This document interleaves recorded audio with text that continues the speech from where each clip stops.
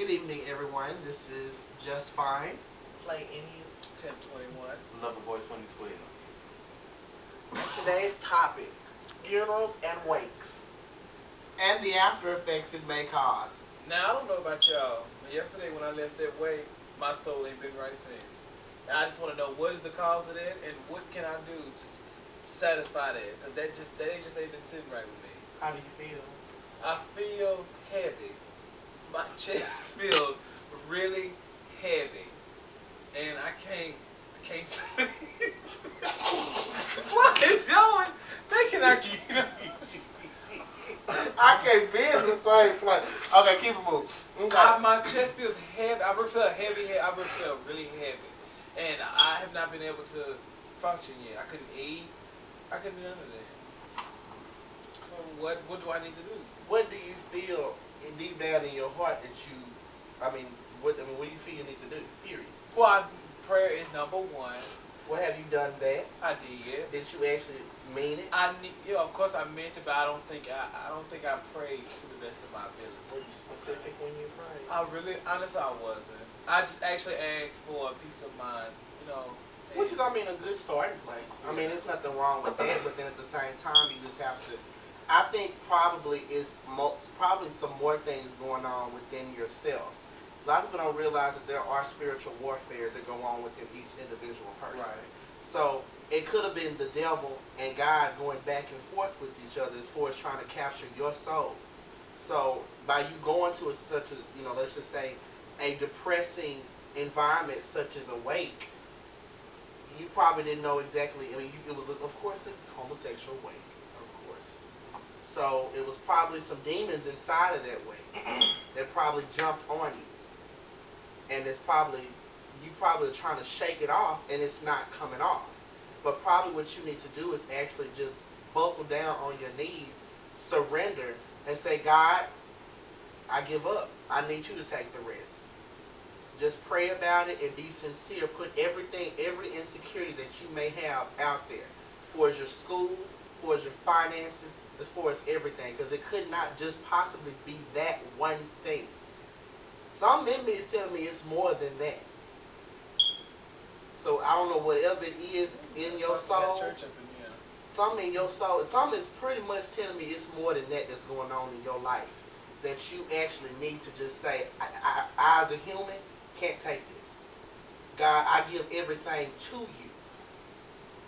Give him your problems, your insecurities, your financial situation, anything that you have going on within yourself that you think man can heal, you give it to God.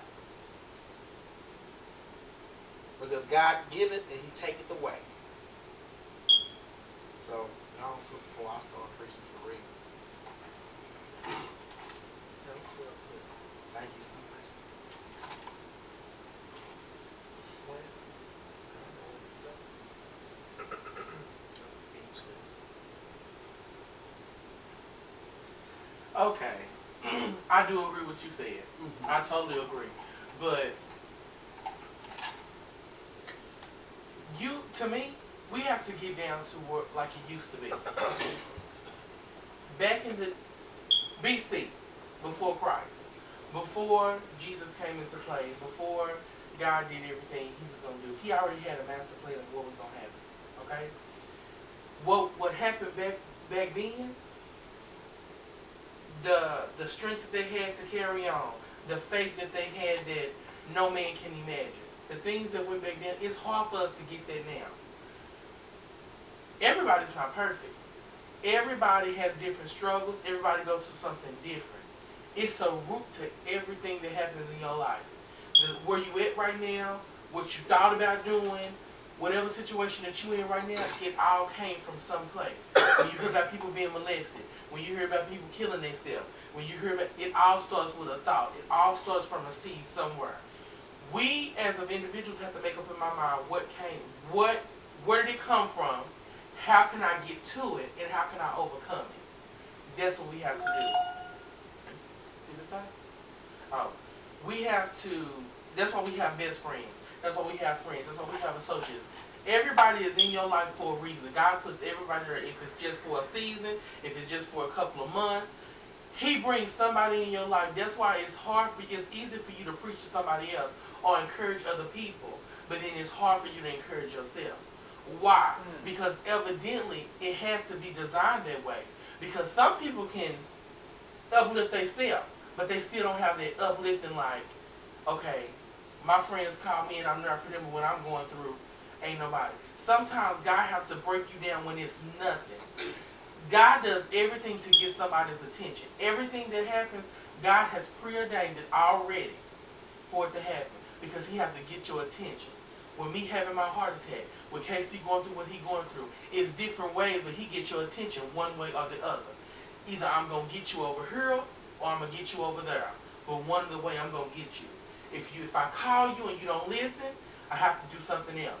If I make something happen, I have to draw you in. People don't know, but by Him passing away or a funeral, God will do everything that He has to do to get your attention because why? God automatically knew that you was going to be there in the first place. He already knew that you was going to be at the wake, what time you was going to be there, what you going to have on, who going to be there. Because if it's 1,000 people there and He only touched 5 people, that's the 5 people that He already preordained to be there to touch. Everything goes on in our life. Molestation, whatever somebody do to you, it's for a reason. It's for you to heal somebody. It's for you to touch other people. It's for God to hit His own way to get your attention and let you know. And God is so, I can't even say He's slick. God is so magnificent to where when you think about giving up, even when you got to lose your mind, a simple text message, a simple thought. Most of this that goes on, it ain't even people. It's the spirits that people have. Yeah. The kindness people have. When people be mean, everything happens for a reason. Somebody be mean to you, somebody come back and make you smile. Somebody told me, what's the reason of crying when you're going to be laughing tomorrow? To me, I take that. I can get through it. Because if I couldn't get through it, I would have been dead a long time ago. If I'm going to really kill myself, I would have killed myself a long time ago.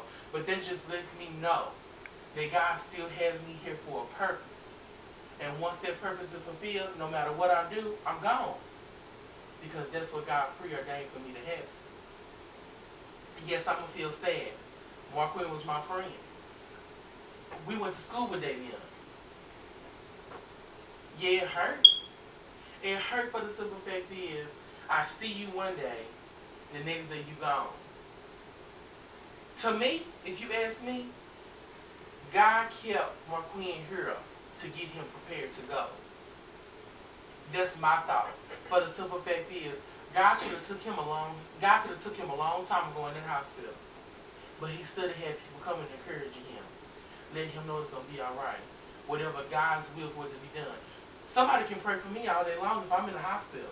But it ain't determining them if I'm gonna walk out that hospital or not. You can pray for me, God, your will be done.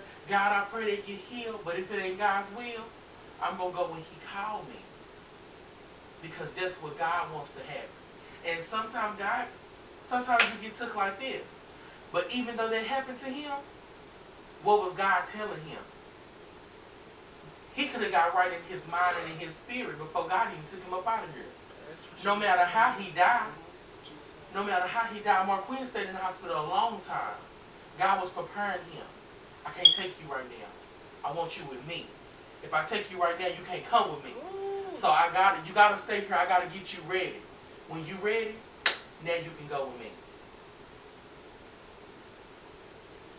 People do so much stuff to other people, it ain't even funny. It ain't even funny. Some people are designed to ruin your life. Some people, the devil has got a hold too much. And wills of people just let that happen. The spirit that's in you, if it's a spirit in you, and you doing wrong stuff to me, I can't judge you according to that. Like people say, try the spirit by the spirit. You know if somebody's for you and you know if somebody's against you. You know if somebody's going to build you up and you know somebody's going to turn you down. When I had that apartment, it taught me a lot. Because when I got down to nothing, The people that I thought was gonna be there wasn't there. It's the people that you don't even see. That's the people gonna be there for you no matter what. Them people that see you crying, see you hurting, and be there for you the whole step of the way. Or not when I just pick up the phone when I need you. They're not the kind of people I need. And sometimes we gotta just give it to God. We gotta let God know. God, I get it sometimes. And it's hard. But the simple fact is, if it's hard for us to give it to God, because some people we can get up on it, we can get on our knees, cry, go in. Slide, cry, spit, blood, everything. When we get up off our knees, we still have that burden that we put down to Him. If I tell you, put all your cares on me, and you get down on your knees and you say, God, I give this to you, give that to you, give that to you. When you get up on your knees, you're a new creature. You're a new person because why? I have gave all this to you. God can't fix it if you give it to Him, but when you get up off your knees, you take it right back. He can't fix it. What's the use of you? That's the whole purpose of you getting down there. Because God, I give you this life bill. God, I give you my life. But when I get back up, oh, I got this $500 bill. Or I got to pay $1,000 on my car note or whatever. God, I give this to you. When we get back up, when we see that bill, oh Lord, how do we get this paid? You just defeated the purpose. You defeated the whole purpose. God will do anything and everything to get your attention. Yeah. Will you answer is the question. And you can only run for so long. That's true. You can only run for so long. Either He gonna get you, or you gonna get God.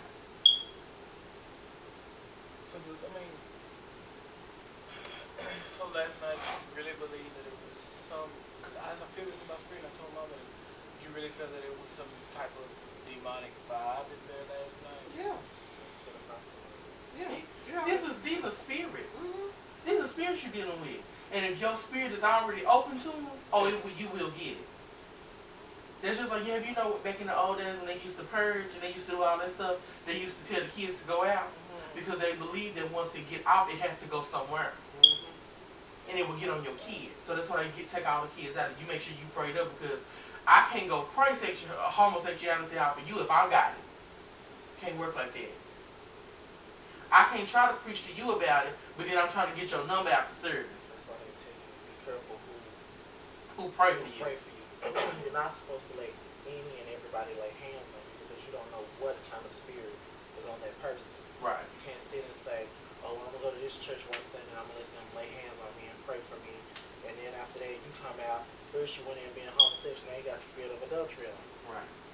You know what I'm saying? You have to understand, like both of them said, when you're dealing with certain situations, you have to remember that no matter what you go through in life, your steps are already strategically ordered by God. If you are standing in a line and in accordance to His will and in His grace, then you have nothing to worry about. You can sit and you can go to God in prayer. You're always supposed to be very specific when you go to God in prayer. You let the Lord know right then and there, well, God, this is what I'm standing in the need of. This is what I'm coming to you asking for. This is what I need. This is what I want you to take out. But at the same time, like Ronald said, you can't sit and ask God to take something away, but yet you're going to try to hold on to it. You can't ask God to remove something, but yet you're going to still fight to keep it. Right. You can't ask God to bless you with something, but you're not willing to bless others with the things that you have. Right. I can't bless you with the house if the apartment that you already have you're complaining about. Right. I can't bless you with a vehicle if the car that you already have you're already cursing. So if I sit and I bless you with something, and you're steady cursing and you're steady going at it and you're, oh, well, you know what, this ain't nothing but the devil. It ain't always the devil. Sometimes God has to step in and He tests us. Yeah. And you have to know in your spirit and you have to be strong enough to know that, okay, well, God is coming to test me. Even in the midst of this storm, I'm going to say, okay, well, you know what, God, I believe you. I'm going to trust in you. Thank you for it. Right. It may not be the car that I want, but it's getting me to where I need to be. I thank you for it. This may not be the dwelling to where you may have designed for me, but I thank you for it because it's keeping me out of the cold. Not everybody have it. This may not be the lifestyle that I'm going to be accustomed to always, but I thank you right now in advance because you're going to deliver me